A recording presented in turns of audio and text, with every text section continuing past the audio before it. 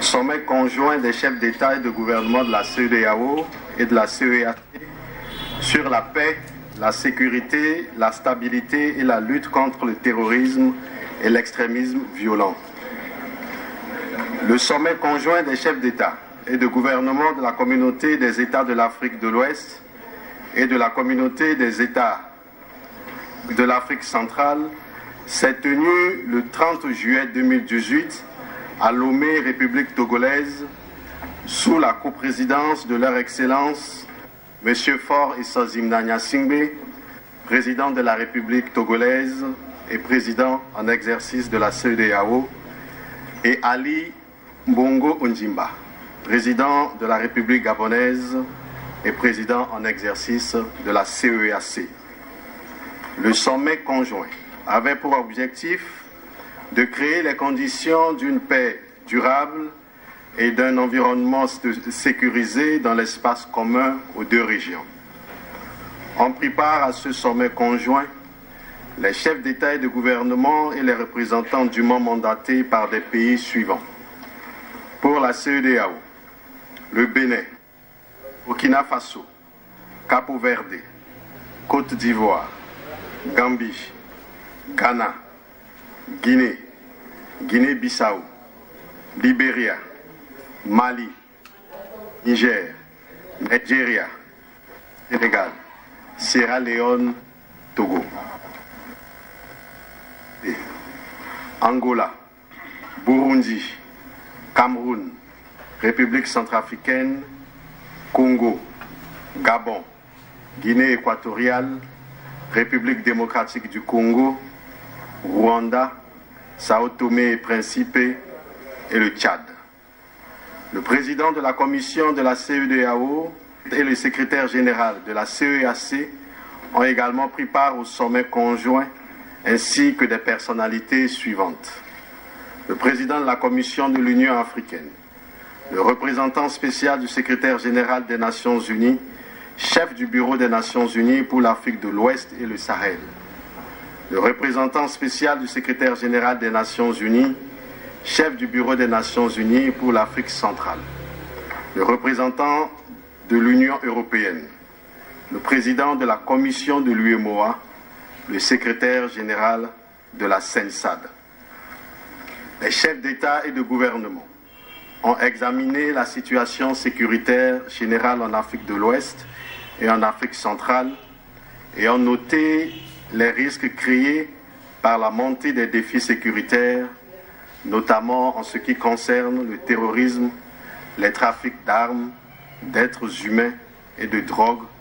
le blanchiment d'argent et la cybercriminalité. Les chefs d'État et de gouvernement ont mis en exergue les importants acquis de la coopération déjà existant entre la CEDEAO et la CEEAC dans le domaine de la sécurité et de la sûreté maritime, en particulier dans le cadre du Centre interrégional de coordination issu des décisions du sommet conjoint ECOWAS et CAS du 25 juin 2013 à Yaoundé, République du Cameroun. Afin de mieux faire face ensemble aux défis sécuritaires, les chefs d'État et de gouvernement ont souligné la nécessité d'une coopération plus renforcée et effective entre les deux communautés. Dans cette perspective,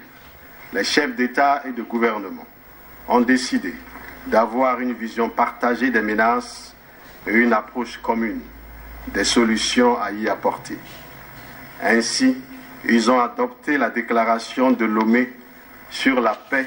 la sécurité, la stabilité et la lutte contre le terrorisme et l'extrémisme violent dans les espaces de la CEDEAO et de la CEEAC. Au titre de la promotion de la paix et de la stabilité, les chefs d'État et de gouvernement s'engagent à coopérer pour prévenir les conflits, promouvoir la paix et la stabilité dans les deux régions, à travers notamment la mise en place et le renforcement au niveau national et régional de mécanismes d'alerte précoce et de réponse rapide aux crises impliquant la société civile. Les leaders d'opinion, les femmes, les jeunes et les acteurs étatiques y compris Ils condamnent les actes violents commis notamment dans le cadre des crises internes visant à déstabiliser les États et tenant à remettre en cause les frontières nationales. Les chefs d'État s'engagent également à adopter, lors de leur prochain sommet, un cadre régional portant convergence des principes constitutionnels au sein de la CEDEAO et de la CEEAC. Au titre de la sécurité, les chefs d'État et de gouvernement s'engagent à renforcer leur coopération afin de lutter efficacement contre toutes les formes d'insécurité. À cet effet, ils instruisent le président de la commission de la CEDEAO et le secrétaire général de la CEEAC à initier dans les meilleurs délais les négociations entre les États des deux régions en vue de conclure et de mettre en œuvre des procédures d'entraide et de coopération judiciaire. En particulier, un accord de coopération en matière de police criminelle entre les États de l'Afrique de l'Ouest et de l'Afrique centrale devrait être signé par les ministres désignés avant la fin de l'année 2018. Fortement préoccupés par la multiplication et l'étendue des conflits violents entre éleveurs et agriculteurs liés notamment aux effets négatifs du changement climatique, les chefs d'État et de gouvernement instruisent les ministres en charge de l'agriculture, de l'élevage et de la sécurité des deux régions à engager des consultations régulières avec la participation des organisations d'agriculteurs et d'éleveurs dans le but d'identifier les mesures pour prévenir et gérer pacifiquement ces conflits. Par ailleurs, les chefs d'État et de gouvernement instruisent leurs ministres compétents à examiner les questions liées aux flux migratoires et au changement climatique dans l'espace commun et d'en faire rapport lors de leur prochain sommet. Au titre de la prévention et de la lutte contre le terrorisme et l'extrémisme violent, les chefs d'État et de gouvernement condamnent avec la plus grande fermeté les attaques perpétrées par les groupes terroristes contre les populations civiles, les forces de défense et de sécurité et les forces régionales et internationales. Ils condamnent également avec force les actions et le trafic illicite en tout genre des groupes terroristes et des bandes de mercenaires opérant dans le Sahel à partir d'un pays voisin de certains États membres de la CEEAC et de la CEDEAO. Les chefs d'État et de gouvernement expriment leur profonde préoccupation face à la situation d'instabilité qui prévaut en Libye et ses conséquences sur la situation sécuritaire des États membres de la CEDEAO et de la CEEAC et en appellent à la communauté internationale en vue d'une sortie de crise rapide dans ce pays avec une implication active des États de la région. À cet effet, ils expriment leur soutien à la médiation africaine conduite par le président de la République du Congo, son Excellence Denis Sassou Nguesso. Et saluent l'engagement des pays membres de la force multinationale mixte du bassin du lac Tchad et de la force conjointe du G5 Sahel dans la lutte contre le terrorisme. À cet effet, il lance un appel à tous les États membres des deux communautés dans un esprit de solidarité intercommunautaire d'apporter un appui matériel, financier, technique et en renseignement aux forces armées des États engagés dans la lutte contre le terrorisme dans le bassin du lac Tchad et au Sahel. À cet effet, il demande au Conseil de sécurité des Nations Unies de placer la force du G5 Sahel sous le chapitre 7 de la Charte des Nations Unies en vue de lui assurer un financement pérenne et multilatéral. Par ailleurs, les chefs d'État et de gouvernement réaffirment leur détermination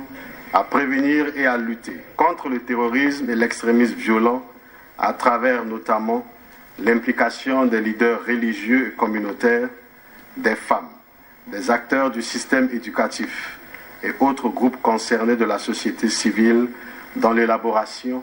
et la mise en œuvre des programmes de déradicalisation, de réinsertion, de réintégration et de réconciliation. À cet effet, ils appellent à une résolution rapide de la crise libyenne, une des sources de l'instabilité dans nos deux régions. Les chefs d'État et de gouvernement ont exprimé leur solidarité envers les autorités légitimes et le peuple centrafricain et leur soutien à l'initiative pour la paix et la réconciliation dans ce pays. Ils appellent l'Union africaine à rechercher avec les Nations unies les moyens de lever l'embargo sur les armes imposées au gouvernement de la République centrafricaine. Les chefs d'État et de gouvernement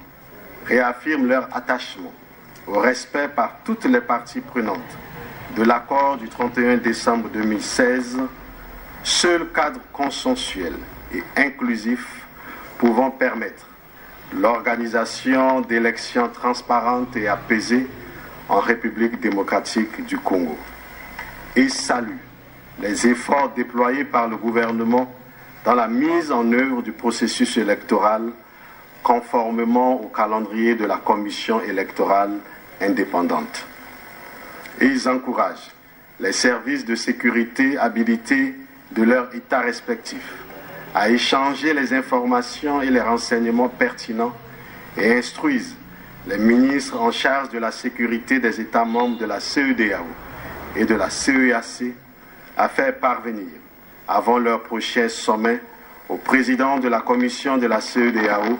et au secrétaire général de la CEAC des propositions sur les mécanismes et procédures et douanes permettant le partage sécurisé de renseignements et d'informations entre les États. Et ils s'engagent à renforcer mutuellement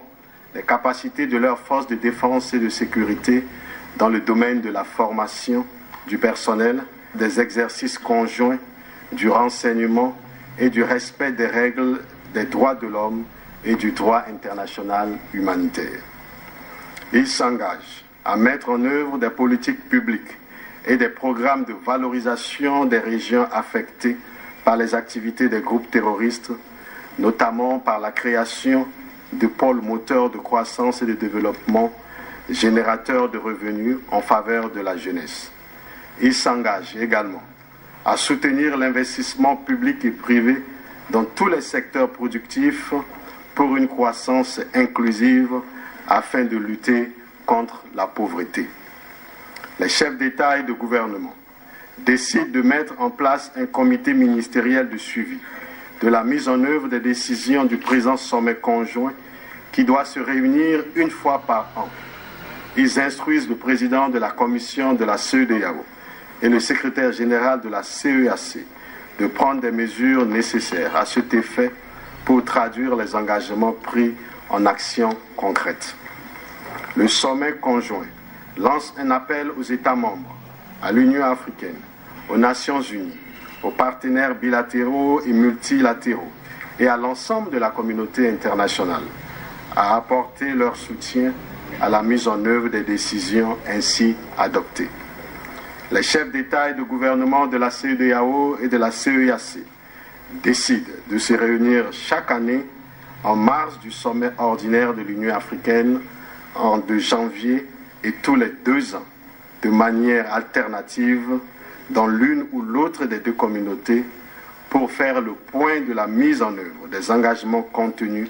dans la déclaration de Lomé adoptée lors du sommet conjoint. Ils ont convenu de tenir leur prochain sommet conjoint en 2020 à N'Djamena, République du Tchad. Je vous remercie.